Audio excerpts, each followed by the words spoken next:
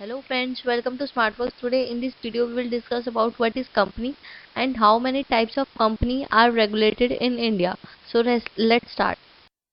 अब दोस्तों कंपनी क्या होती है? कंपनी एक ऐसी बिजनेस एंटिटी होती है जिसके अंदर हम प्रॉफिट अर्न करते हैं। इसके अंदर बहुत सारे लोग होते हैं लाइक प्रोप्राइटरशिप, पार्टनरशिप और ये पूरी कॉरपोरेशन। इससे क्या होता है प्रोप्राइटरशिप और पार्टनरशिप के अंदर में कि दो पार्टनरशिप में क्या होता है कि दो या दो से ज़्यादा लोग जब आपस में काम करते हैं मिलके और प्रॉफिट अर्न करते हैं और लॉस जो है वो बियर करते हैं साथ में, दैट इज पार्टनरशिप। और कंपनी को आर्टिफिशियल पर्सन भी बोला जाता है क्योंकि इसमें कंपनी की एसेट्स और कंपनी की लाइबिलिटीज को अलग रखा जाता है और ये इनविजिबल, इसके इंटेंजिबल क्रिएटेड होते हैं और लेकिन इसके अंदर जो लॉ होते हैं वो क्रिएटेड होते हैं। इसको दो या काफ़ी सारे पार्ट्स में इसको डिवाइड किया जाता है। हम आगे पढ़ेंगे इसके पार्ट्स के बारे में। बेसिकली पब्लिक और प्राइवेट कंपनी, अगर हम कंपनी का नाम सुनते हैं तो हमें ये दो कंपनी याद आती है कि पब्लिक कंपनी है, एक प्राइवेट कंपनी है, बट ऐसा नहीं है। कंपनी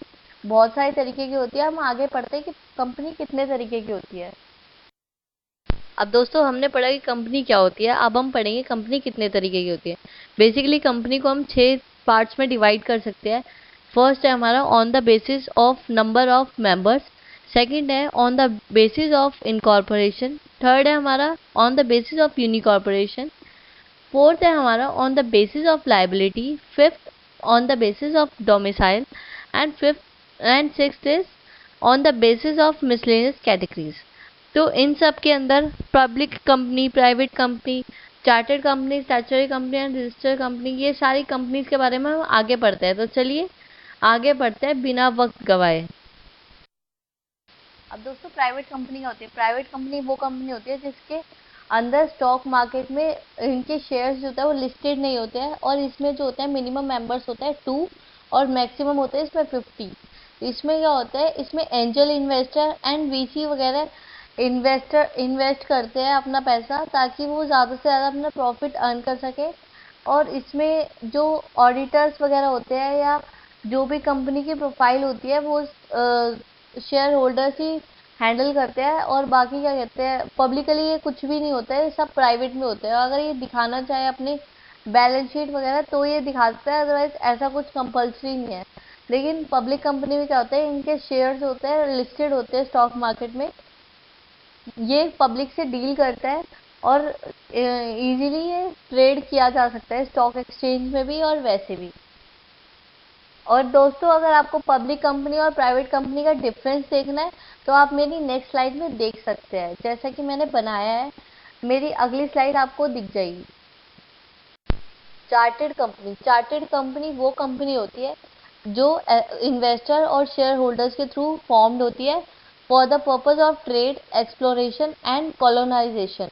इसमें इन्वेस्टर ट्रेड करता है और डिफरेंट डिफरेंट चीज़ों को एक्सप्लॉय करता है, ढूंढता है, खोजता है, सर्च करता है उन चीज़ों को और एंड में जो ज़्यादा इन्वेस्टर्स को रिटर्न देता है, आरओआई जिसका ज़्यादा होता है, मार्केट शेयर जिसका ज़्यादा होता है, वो वहीं पे जाके इन्वेस्ट करता है अपना पैसा।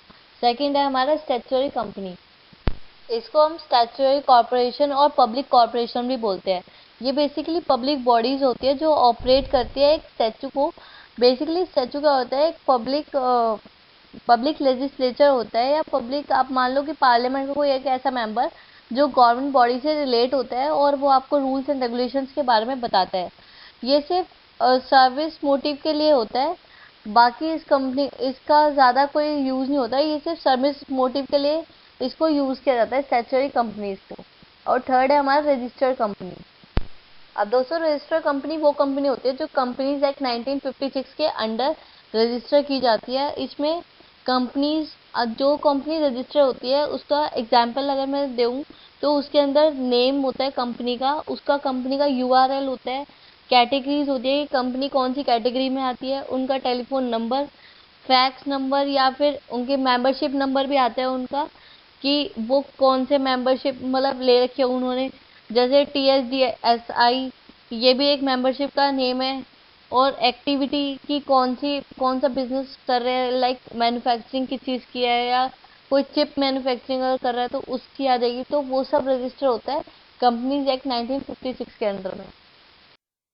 फॉरेन कंपनी क्या होती है दोस्तों? फॉरेन कंपनी वो कंपनी होती है जिनके हेडक्वार्टर बाहर होते हैं बट वो ट्रेड इंडिया में करते हैं। ये इसलिए करते हैं ताकि इनको टैक्स में थोड़ी रिलीफ मिल सके। कुछ अगर लाइव एग्जांपल देखे जाए तो लाइव एग्जांपल सबसे लेटेस्ट यही है कि कुछ टाइम पहले मॉरिशस में फॉरेन इन्वेस्टमेंट नहीं होती थी, तो वहाँ के गवर्नमेंट ने रूल्स रेगुलेशंस फॉलो किए कि अगर आप मतलब यहाँ पे अपना हेडक्वार्टर लगाओगे, यहाँ पे इंडस्ट्री अपनी खोलोगे तो हम आपको कुछ रिलीफ देंगे। तो ऐसा करके क्या हुआ, इंडियन कंपनी बहुत सारी वहाँ पे चली गई और अपना सेटअप ओपन कर लिया वहाँ पे, तो उन्हें टैक्स में रिलीफ मिलता है वहाँ पे।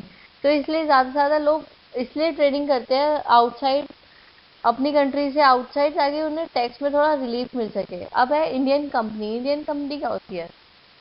ये वो कंपनी होती है जो रजिस्टर भी इंडिया में ही होती है और फॉर्म भी इंडिया में होती है, मतलब जिनका हेडक्वार्टर भी इंडिया में होता है और फॉर्मेशन भी यहीं पे इंडिया में होते हैं। कुछ फॉरेन कंपनी के अगर एग्जांपल देखे जाए तो इसका एग्जांपल है फॉरेन कंपनी के कैस्ट्रॉल, आईएनजी वेश्या बैंक लिमिटेड और Ambuja cement limited.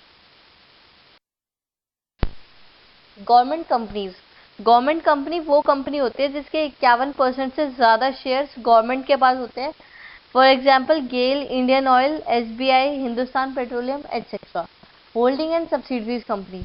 Holding company वो कंपनी होती है जिसके दूसरी कंपनी पे कंट्रोल होता है। फॉर एग्जाम्पल जैसे रिलायंस इंडस्ट्री कंपनी है, उसकी होल्डिंग है रिलायंस जियो इन्फो लिमिटेड पे। तो जो रिलायंस इंडस्ट्री कंपनी है वो होल्डिंग कंपनी हो गई, या फिर होल्डिंग कंपनी को पेरेंट कंपनी भी कहते हैं, और रिलायंस जियो इन्फो लिमिटेड हो गई हमारी subsidiary company. One man company ये एक न्यू फॉर्म ऑफ बिजनेस होता है जो कंपनीज एक्ट 2013 के अंडर आता है। इसमें क्या होता है, सिर्फ एक ही शेयर होल्डर होता है और इसमें मिनिमम डायरेक्टर जो होता है वो 1 होता है। इसमें जो शेयर होल्डर होता है वो डायरेक्टर भी बन सकता है और ये पब्लिकली अपने स्टॉक लिस्टेड नहीं कर सकते मार्केट में। इसका मेन वो क्या होता है कि माइनर जो होता है वो मेंबर नहीं बन सकता, इसका नॉमिनी नहीं बन सकता, इसका ओपीसी कभी भी कंपनी नहीं बन सकती। Basically like public company and private company वो सब नहीं हो सकता। और ओपीसी इन्वेस्टमेंट और सिक्योरिटीज में भी इन्वेस्ट नहीं कर सकता, क्योंकि ये एक वन मैन कंपनी है। ये खुद ही सोल प्रोप्राइटर होता है इसके अंदर, कि वो अपना पैसा अपने आप ही इन्वेस्ट कर रहा है और उसमें सिर्फ एक ही शेयर होल्डर है, वो खुद ही शेयर होल्डर होता है इसके अंदर। और इसमें क्या होते हैं, अगर इसका मेंबर बनना है तो इसमें इंडियन सिटीजन या फिर रेजिडेंट होना चाहिए वो पर्सन इंडिया में, तभी वो एलिजिबल माना जाएगा इस कंपनी को स्टार्ट करने के लिए। इसमें पब्लिकली इशू नहीं होता, जैसे कि मैंने अभी आपको बताया। चलिए आगे देखते हैं। और पार्टनरशिप जब दो या दो से ज़्यादा लोग काम करते हैं आपस में मिलके और प्रॉफिट शेयर करते हैं साथ में और लॉस बियर करते हैं, उसे पार्टनरशिप फर्म कहते हैं। अब पार्टनरशिप में मिनिमम जो लोग होते हैं वो 2 चाहिए होते हैं और मैक्सिमम होते हैं 7। और इसमें अगर कुछ लॉस हो जाता है कंपनी का तो इसमें पर्सनल एसेट से पे करना पड़ता है, और इसमें लो रिस्क होता है और इजी टू टेक डिसीजन, क्योंकि इसमें बहुत सारे लोग होते हैं इसलिए डिसीजन लेने में आसानी होती है। लेकिन इसमें ये होता है कि अगर एक पर्सन की डेथ हो गई है, आपके 7 मेंबर्स में से एक पर्सन की डेथ हो गई है, तो भी कंपनी चलती रहती है, कंपनी बंद नहीं होती। जैसे सोल प्रोप्राइटर में होता है कि कंपनी बंद हो जाती है, इसमें ऐसा कुछ नहीं होता। इसमें अगर 1 पर्सन की डेथ हो जाती है तो कंपनी चलती रहती है। सोल प्रोप्राइटरशिप क्या होता है, इसमें सिंगल ओनर होता है जो मैनेज करता है सारी अपने पूरे बिजनेस को, अपने पूरे बिजनेस के रिकॉर्ड कीपिंग वगैरह सब कुछ वो ही देखता है। इसमें लीस्ट रिकॉर्ड कीपिंग होती है क्योंकि वो खुद ही सिंगल ओनर होता है, तो इसमें ज़्यादा रिकॉर्ड होता नहीं है। इसमें क्या होता है, बस इनकम टैक्स पे करना होता है। इसमें क्वार्टरली इनकम टैक्स पे नहीं करते, हम एनुअली पे करते हैं। और इसमें ये यूनिकॉर्पोरेटेड बिजनेस के अंडर आता है सोल प्रोप्राइटरशिप। और इसमें मिनिमम कैपिटल रिक्वायर्ड कुछ नहीं होता, जितना कैपिटल प्रोप्राइटर लगाना चाह रहा है उतना ही यूज़ कर सकता है। और इसमें बेसिकली ये होता है कि अगर वो बैंकरप्ट हो गया है सोल प्रोप्राइटर, तो उसके जो पर्सनल एसेट्स हैं वो भी जब्त हो जाएंगे। अगर उसने कुछ लोन वगैरह कहीं से लिया हुआ है और वो पे नहीं कर पा रहा, बैंकरप्ट हो चुका है वो, तो उसे अपने पर्सनल एसेट से पे करना पड़ेगा। इसमें सारा रिस्क सोल प्रोप्राइटर का ही होता है और अगर इसमें सोल प्रोप्राइटर अगर डेथ हो जाता है बीच में, तो कंपनी क्या होती है, बंद हो जाती है। सोल प्रोप्राइटर का बेसिकली यही फंडा होता है कि अगर कंपनी जब तक चलती है, जब तक वो लाइव है, अगर वो जिंदा है तो चलेगी कंपनी, अगर वो डेथ हो गई, उसकी कुछ हो गया, तो फिर कंपनी बंद।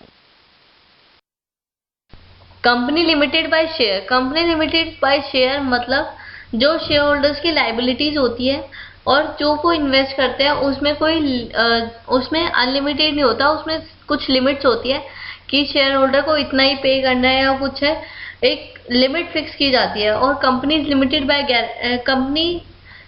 बाय गारंटी का मतलब होता है इसमें कोई शेयर होल्डर नहीं होता। इसमें जब कंपनी वाइंड अप हो रही होती है तो कंपनी को बहुत नॉमिनल अमाउंट पे डेब्ट पे किया जाता है, कंपनी बहुत नॉमिनल अमाउंट पे डेब्ट पे करती है और सेल आउट कर देती है दूसरी कंपनी को या गवर्नमेंट को। अनलिमिटेड कंपनी का मतलब होता है जहाँ पे शेयर होल्डर्स की कोई लिमिट नहीं होती, वो अनलिमिटेड अमाउंट जो है वो लगा सकते हैं अपने कंपनी के अंदर में। इसको अनलिमिटेड अनलिमिटेड कंपनी को प्राइवेट अनलिमिटेड का ये एक हाइब्रिड होता है अनलिमिटेड कंपनी का और प्राइवेट अनलिमिटेड का।